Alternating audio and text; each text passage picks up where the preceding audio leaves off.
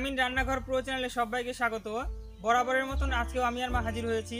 আজকে আমি আর মা নিয়ে এসেছি মুসুর ডালের একটি খুব সুস্বাদু রেসিপি। আজকে আমি আর মা তৈরি করব হাঁসের ডিম দিয়ে মুসুর ডালের তরকা। এই রেসিপিটি পুরো মন দিয়ে দেখবে, তাহলে বুঝতে পারবে আমরা কিভাবে তৈরি করছি। এখানে যে আমরা হাঁসের ডিম দিয়ে তৈরি করছি তার কোনো মানে নেই, তোমরা এখানে মুরগির ডিম দিয়েও তৈরি করতে পারবে। তো চলো আর কথা না বাড়িয়ে রান্নাটি শুরু করা যাক। এই মুসুর ডালের তরকা তৈরি করতে কি কি উপকরণ লাগছে সেগুলো আমি তোমাদেরকে দেখিয়ে দিচ্ছি। এখানে নিয়েছি আমি 100 গ্রাম মুসুর ডাল, একটা নিয়েছি মিডিয়াম সাইজের পেঁয়াজ কুচি, একটা টমেটো কুচি, 8টা লঙ্কা কুচি, 6 কোয়া রসুন কুচি, 1 ইঞ্চি আদা কুচি, আর নিয়েছি 5টা শুকনো লঙ্কা বাটা। এখানে তোমরা শুকনো লঙ্কা বাটার পরিবর্তে গুঁড়োটাও ব্যবহার করতে পারো।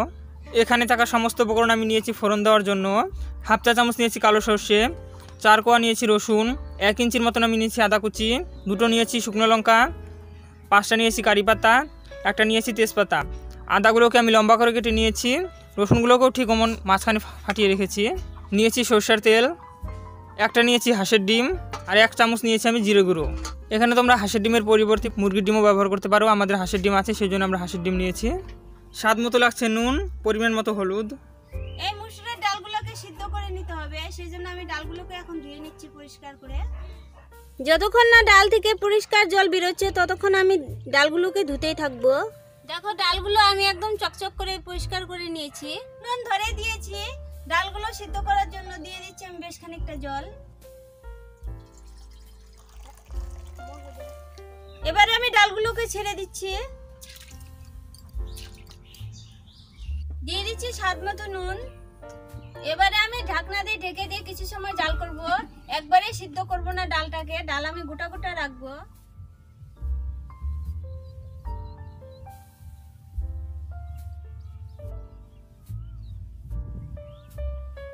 এবারে আমি ঢাকনাটা খুলে দেখে নিচ্ছি ডালটা সিদ্ধ হয়েছে কিনা।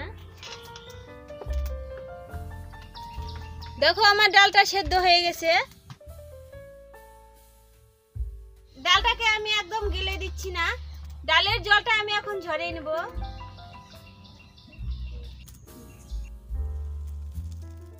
দেখো ডালের এই জলটা কিন্তু আমি ফেলে দেব না, জলটা লাগবে।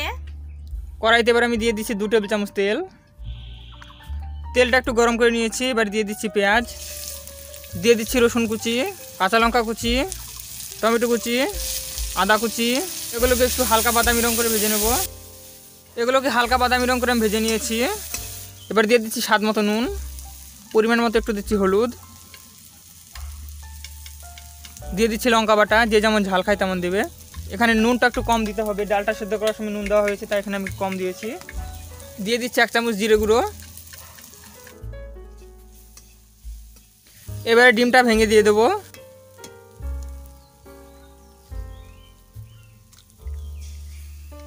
একটু দিয়ে দিচ্ছি তেল। ডিমের সঙ্গে সমস্ত উপকরণ খুব ভালো করে ভেজে নেব। ডিমের সঙ্গে সমস্ত উপকরণ আমি খুব ভালো করে ভেজে নিয়েছি। এবার সেদ্ধ করে রাখা ডাল দিয়ে দেবো। দেখো ডালগুলো কিন্তু একদম সেদ্ধ করিনি, গোটা গোটা আছে, এগুলো দিয়ে দিচ্ছি।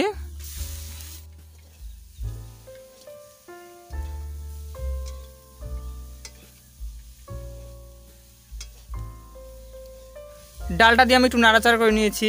এবার যে জলে ডালটা সেদ্ধ করে রেখেছিলাম সেই জলটা দিয়ে দেবো, বেশি জল দেবো না। তরকাটা একটু ঘন থাকে, অল্প জল দিচ্ছি। এখন এটাকে মিডিয়াম আছে 2 মিনিট জাল করে নেব। ডালটাকে আমি 2 মিনিট জাল করে নিয়েছি, এটা হয়ে গেছে। দেখো এটা ঘনত্বটা কেমন রেখেছি। আমাদের হাঁসের ডিম দিয়ে মুসুর ডালের তরকা প্রায় রেডি।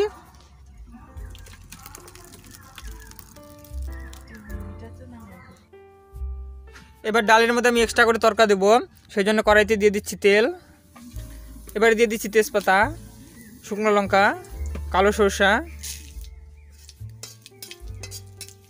কালারটা চেঞ্জ হয়ে গেছে। এবারে দিয়ে দিচ্ছি কারি পাতা, লম্বা করে কেটে রাখা রসুন এবং আদা। রসুন এবং আদাটাকে একটু ভেজে নিচ্ছি, বেশি ভাজার প্রয়োজন নেই, সামান্য একটু নাড়াচাড়া দিয়েই নামিয়ে দিতে হবে। কয়েক সেকেন্ড আমি ভেজে নিয়েছি। এবার তরকাটা ডালের উপর ঢেলে দিচ্ছি। এমন করে এক্সট্রা করে তরকা বানিয়ে ডালের উপর দিলে সেন্টটা ভালো হয়। এটাকে খুব ভালো করে মিশিয়ে দেবো। এবার আমাদের ডাল তরকা একদম তৈরি। এবারে আমি এই তরকাটাকে মাটির হাঁড়িতে পরিবেশন করছি। হাঁসের ডিম দিয়ে মুসুর ডালের তরকা আমাদের তৈরি।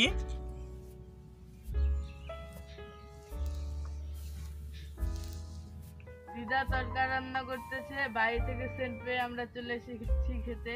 শুধু তো তরকা দিতে পারি না, সেই জন্য আমি কয়েকটা রুটি করছি। আমার 3টে নাতি এসেছে খেতে। দিদা রুটি ভাজতেছে, কত সুন্দর ফুলতেছে। তরকা দিয়ে খাবো আমরা, জিভে জল চলে আসছে।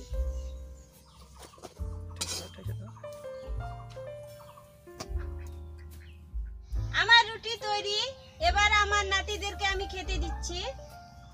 নাও, ওখানেই বসবা।